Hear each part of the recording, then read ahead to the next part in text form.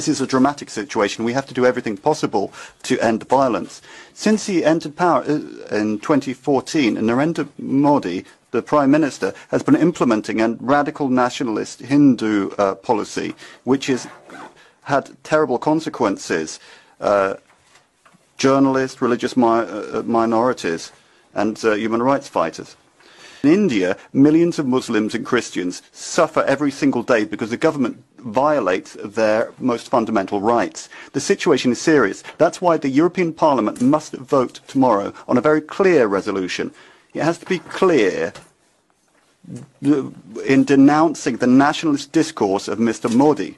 We should all be worried about the worsening human rights situation in India.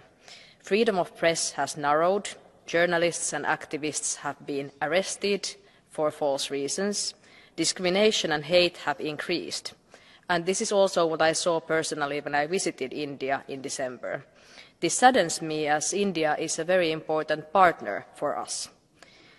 EU and India have to make human rights and democracy a fundamental part of their partnership in all regards, including trade.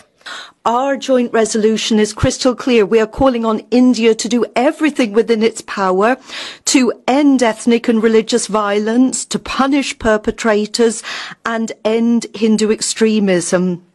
Without ironclad guarantees in this area, then we cannot talk about a new trade agreement with India. India is an important partner to the European Union, but if we as a Christian community can respect other faiths and identities, we must ask our partners to do the same.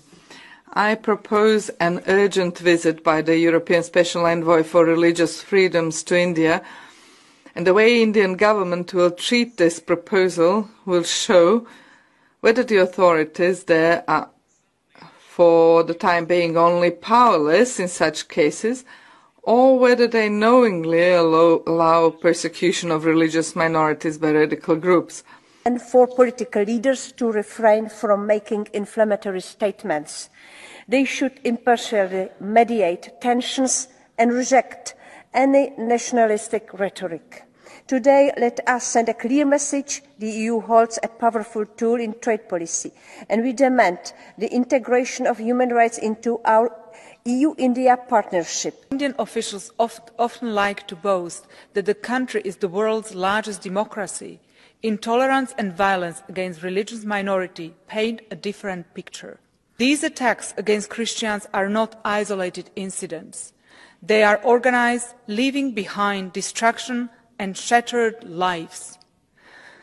The EU cannot close its eyes to these crimes. With this resolution from the European Parliament, we call on the most populous democracy in the right just to do what it is duty-bound to do in its constitution, to maintain religious freedom also for Christians in Manipur. Despite the gravity of the situation, authorities are not taking sufficient action and fostering peace dialogues, while the Manipur Tribal Forum's plea for protection of the Kuki tribe by the Indian Army has been rejected by the Supreme Court.